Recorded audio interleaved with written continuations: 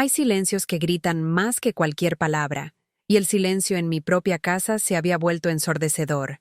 Me llamo Elena, y durante 30 años creí que había construido una familia sobre cimientos de amor y sacrificio, pero un solo gesto, una risa cruel disfrazada de descuido, me enseñó que el castillo que yo había edificado con mis manos era para otros solo un lugar de paso. Cancelé la cena de cumpleaños de mi nuera, una celebración que yo misma había planeado y que iba a pagar. No, lo hice por maldad, como ella le dijo a todos. Lo hice porque, a mis 65 años, finalmente entendí que mi dignidad no era un ingrediente opcional en el banquete de la vida de los demás. Esta es la historia de cómo recuperé mi voz, usando el mismo silencio que me impusieron. ¿Alguna vez te has sentido invisible para los que más amas? Cuéntame tu historia en los comentarios. Me llamo Elena, y te escribo desde mi pequeño rincón del mundo. ¿Desde dónde y a qué hora me estás viendo tú? No olvides darle a me gusta, suscribirte y quedarte hasta el final para descubrir que, a veces, la justicia más dulce es la que nos servimos a nosotras mismas. El olor a pan recién horneado siempre ha sido el perfume de mi hogar.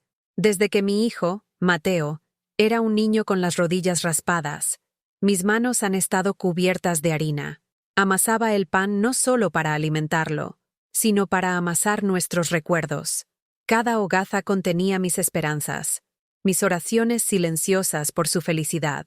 Cuando Mateo me presentó a Sofía, sentí que esas esperanzas florecían. Era una joven vibrante, con una sonrisa que parecía capaz de iluminar cualquier habitación. Al principio, la recibí no como a una nuera, sino como a la hija que nunca tuve. Le enseñé los secretos de mi cocina, los mismos que mi abuela me había enseñado a mí, el punto exacto de la salsa de tomate, el truco para que el estofado quedara tierno, la paciencia que requería un buen caldo. Nuestros domingos se convirtieron en una sinfonía de ollas y sartenes. Sofía parecía maravillada. Elena, nadie cocina como tú, me decía, mientras probaba una cucharada de la sopa. Mateo es tan afortunado de tenerte. Y yo, en mi inocencia, le creía. Creía que su admiración era genuina, que valoraba el tiempo y el amor que yo vertía en cada plato. Le abrí mi casa y mi corazón sin reservas. Cuando se casaron, les di mis ahorros para que pudieran dar la entrada de su primer apartamento, un pequeño nido a pocas calles de mi casa. Así, podré seguir trayéndoles el pan caliente por la mañana, les dije bromeando, y los tres reímos. Para mí, la proximidad no era una forma de control, sino de servicio. Quería estar cerca para ayudar, para cuidar de ellos, para seguir siendo el pilar que siempre había sido. Los primeros años fueron como una extensión de ese sueño. Sofía me llamaba para pedirme consejos, no solo de cocina, sino de la vida. ¿Cómo supiste que papá era el indicado?, me preguntaba, refiriéndose a mi difunto esposo, Ricardo, y yo le contaba nuestra historia, desempolvando memorias agridulces que creía olvidadas. Le hablaba del sacrificio de Ricardo, de cómo había trabajado doble turno para que yo pudiera quedarme en casa con Mateo. Le transmití que una familia se construye con pequeños ladrillos de generosidad y perdón diario. El amor no es solo un sentimiento, es una decisión que se toma cada mañana, le decía. Sentía que estábamos forjando un lazo genuino, uno que trascendía el simple parentesco político. Pero entonces, sutilmente, las cosas empezaron a cambiar. Fue como una corriente de aire frío que se cuela por debajo de una puerta mal cerrada. Al principio, eran detalles casi imperceptibles, pequeños comentarios lanzados al aire con una sonrisa. «Ay, Elena, esa receta es un poco anticuada, ¿no crees? Ahora todo se hace más ligero, con menos grasa». Yo sonreía y asentía, pensando que era solo la brecha generacional, la forma moderna de ver las cosas. Luego, empezaron a cancelar nuestros domingos. «Estamos agotados, suegrita. Tuvimos una semana muy larga», me decía Mateo por teléfono. La voz de Sofía, de fondo, siempre parecía apresurada. La primera herida real, la que dejó una cicatriz, llegó en Navidad. Como cada año, yo preparaba el pavo relleno, una tradición familiar que Ricardo amaba. Pasaba 2 días enteros dedicada a él. La noche de la cena, Llegaron tarde. Cuando Sofía vio la mesa, con el mantel bordado a mano que había sido de mi madre y la vajilla buena, forzó una sonrisa. Elena, te has molestado demasiado. Nosotros solo veníamos a saludar un momento. Ya teníamos planes. Me quedé helada, con el cucharón en la mano. ¿Planes? Pregunté. Mi voz apenas un susurro. Sí, los padres de Sofía han organizado una cena más moderna, con amigos. Ya sabes, algo más relajado, explicó Mateo sin poder mirarme a los ojos. Vi cómo Sofía miraba de reojo mi pavo dorado y perfecto, casi con desdén. Es que el pavo es tan pesado para la noche. Pero gracias. Por el detalle, de verdad.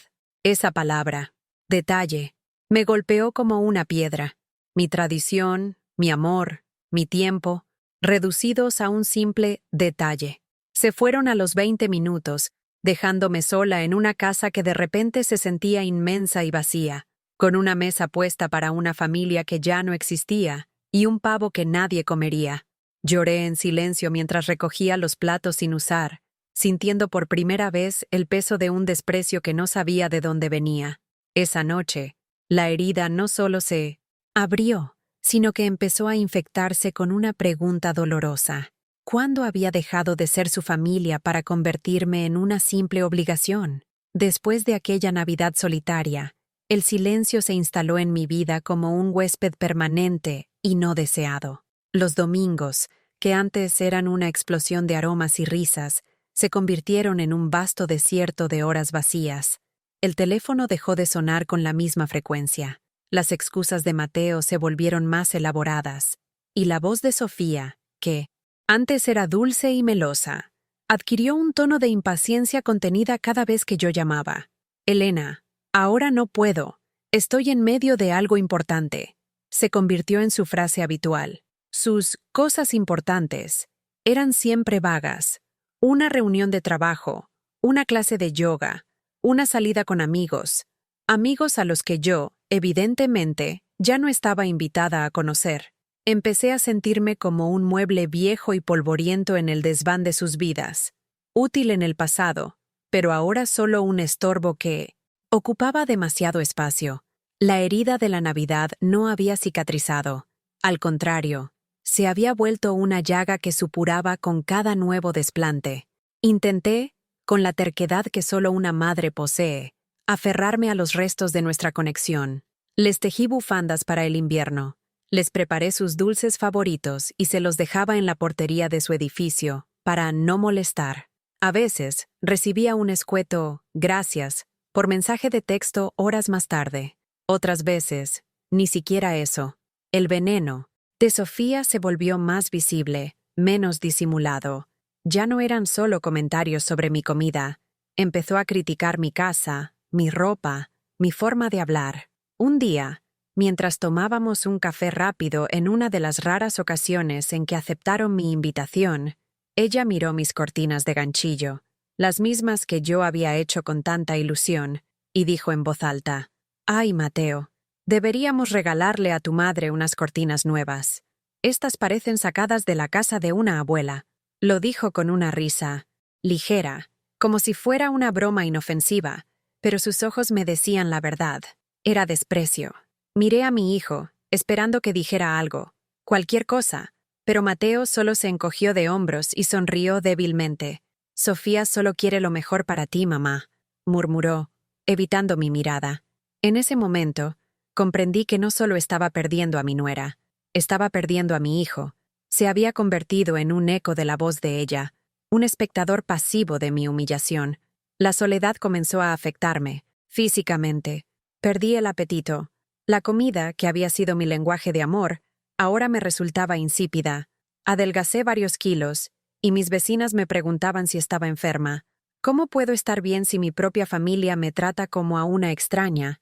Quería gritarles, pero solo sonreía y decía que estaba a dieta. Las noches eran las peores. Daba vueltas en la cama, reviviendo cada desplante, cada palabra afilada. ¿En qué había fallado? ¿Había sido demasiado presente? ¿Demasiado generosa? No me... Voz de Sofía se había metido en mi cabeza, haciéndome dudar de cada uno de mis gestos. Quizás sí era una anticuada. Quizás mi amor era asfixiante. El abandono es un ácido que corroe la autoestima, y yo me estaba disolviendo en él.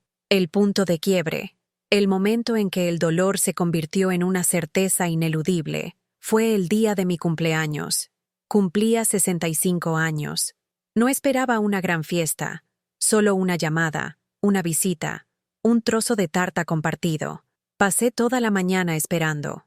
El teléfono permaneció mudo.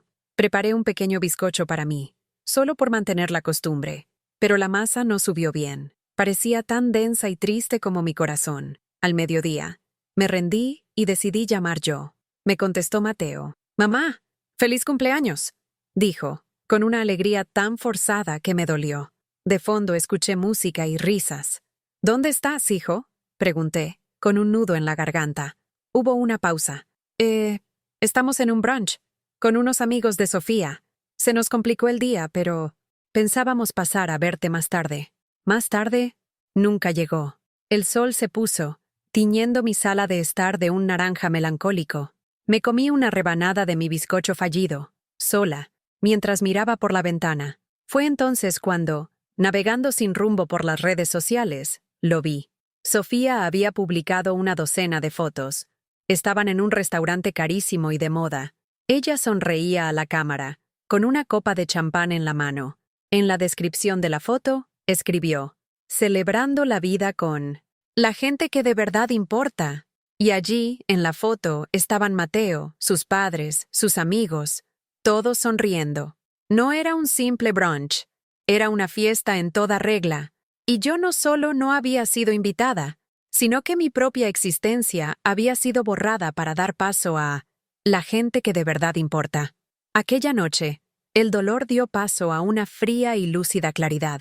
Ya no había espacio para la duda o la autocompasión. El abandono era total, deliberado y cruel.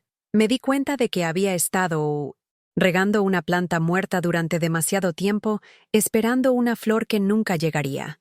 Era hora de dejar de regar. Era hora de recuperar mis manos, mi tiempo y mi dignidad.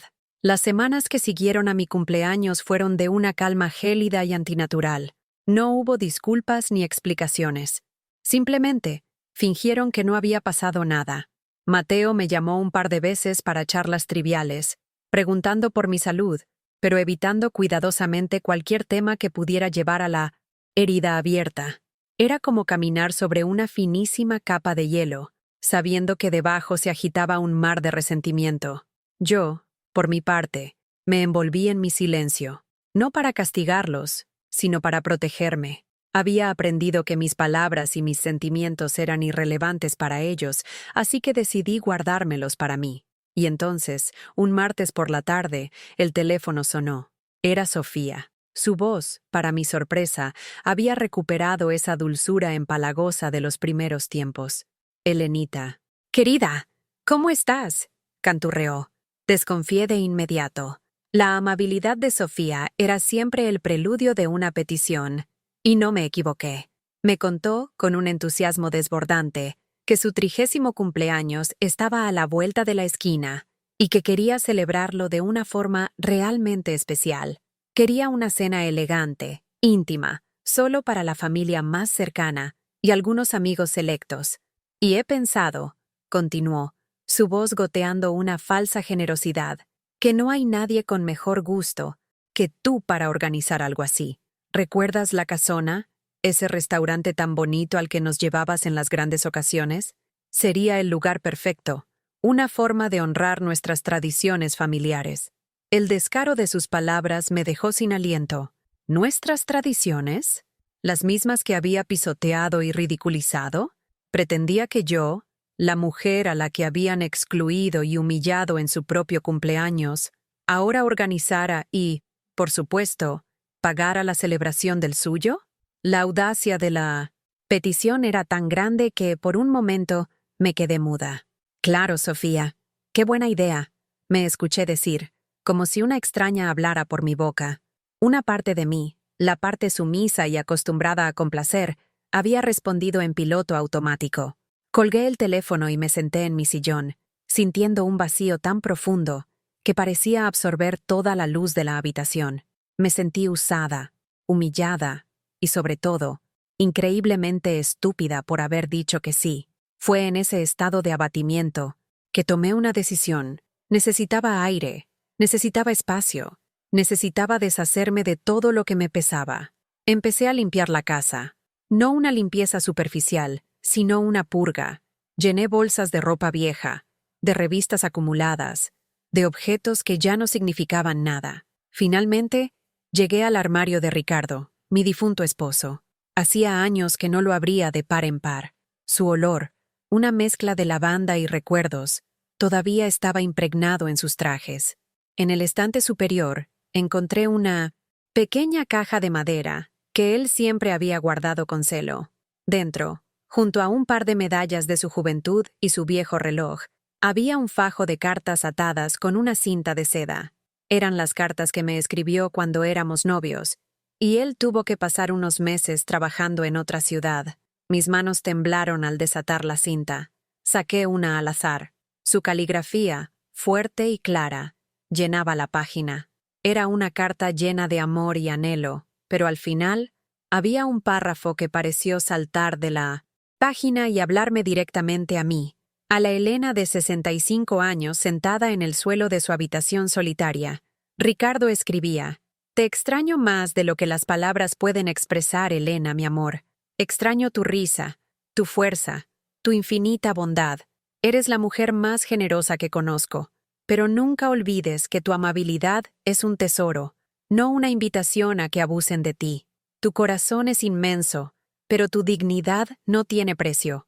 Prométeme que nunca dejarás que nadie te la quite, ni siquiera por el supuesto bien de la familia.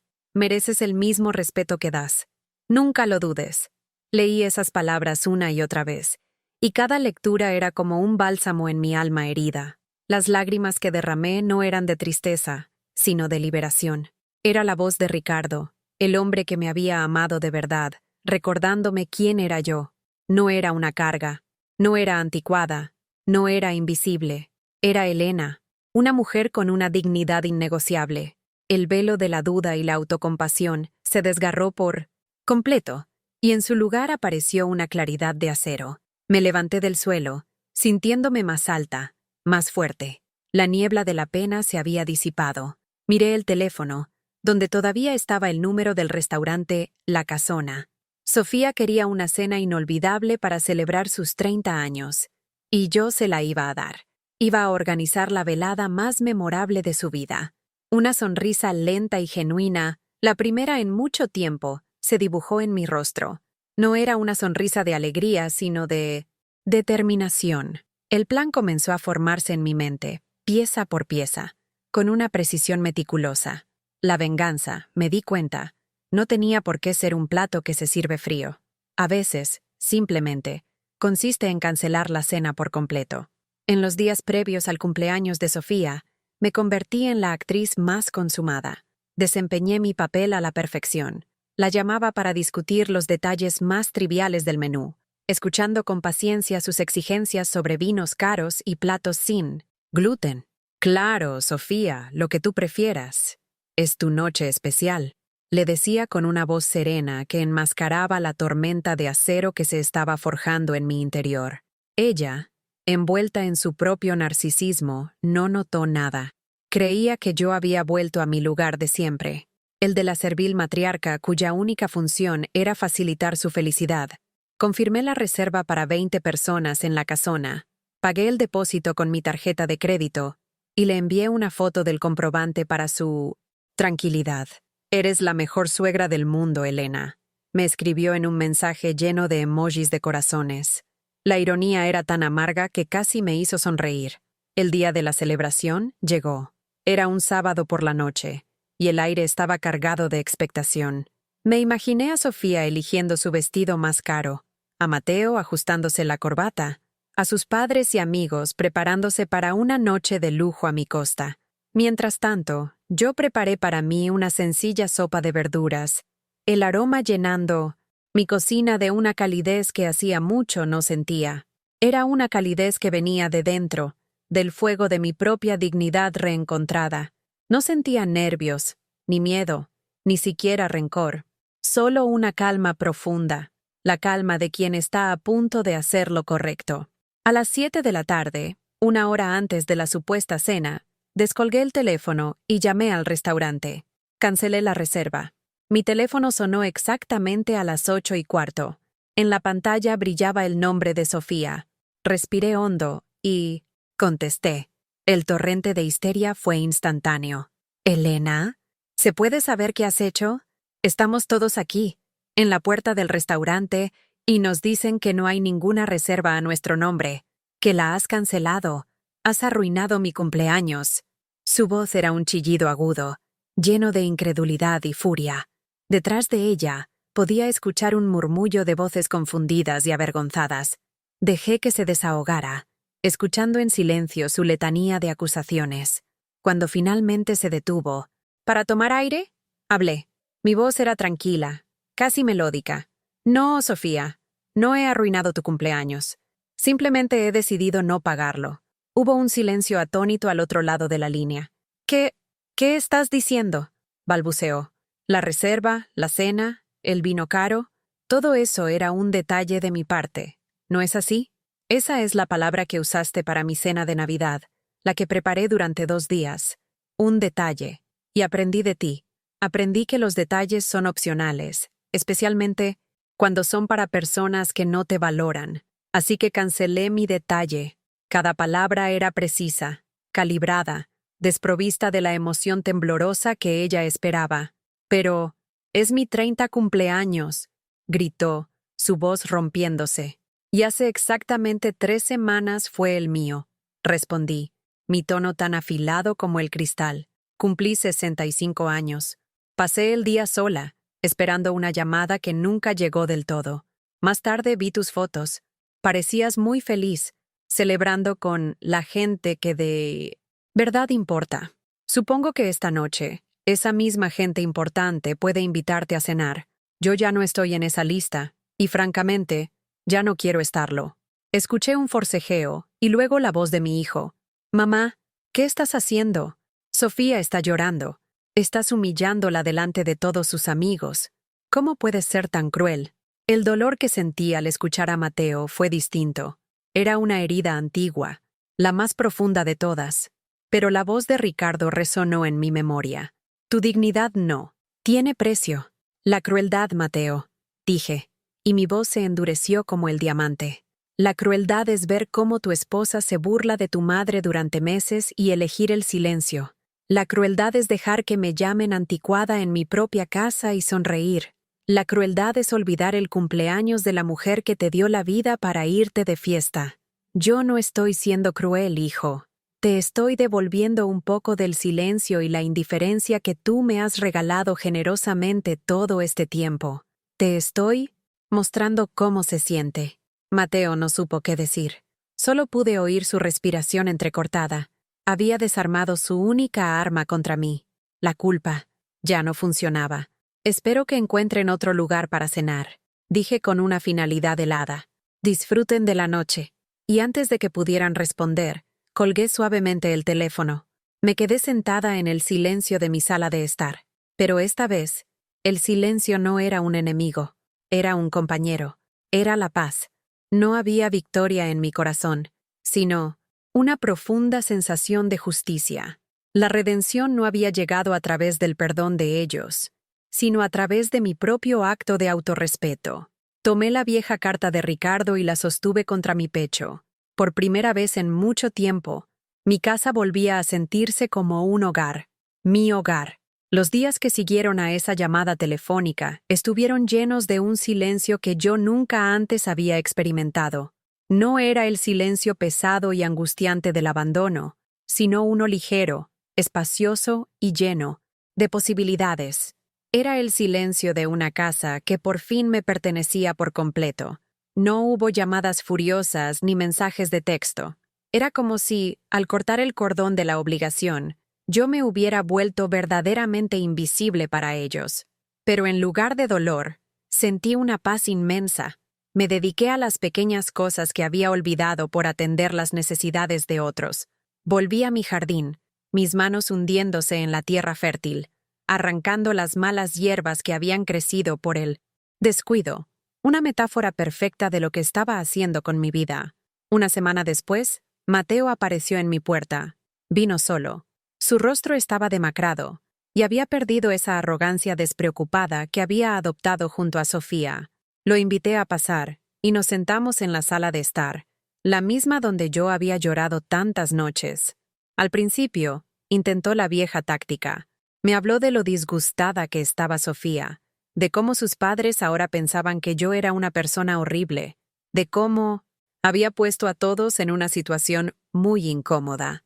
Lo escuché con una paciencia que ya no era sumisión, sino sabiduría. Cuando terminó, en lugar de defenderme o llorar, simplemente le pregunté, ¿y tú, Mateo? ¿Tú qué piensas? Se quedó desconcertado. Esperaba una reacción emocional, no una pregunta directa que lo obligara a tener una opinión propia. Yo, no lo sé, mamá. Todo es muy complicado, tartamudeó. Fue entonces cuando supe que mi decisión había sido la correcta. Me incliné hacia adelante y tomé sus manos entre las mías. Estaban frías.